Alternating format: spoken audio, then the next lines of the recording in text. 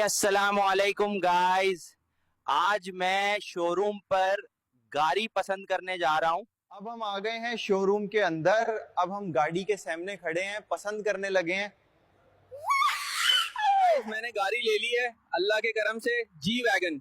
बस दुआओं में याद रखना और कमेंट में जरूर बताओ कैसी लगी मेरी चॉइस। फाइनली मैं घर जा रहा हूँ, तो इंशाल्लाह कल मिलते हैं। अल्लाह हाफिज।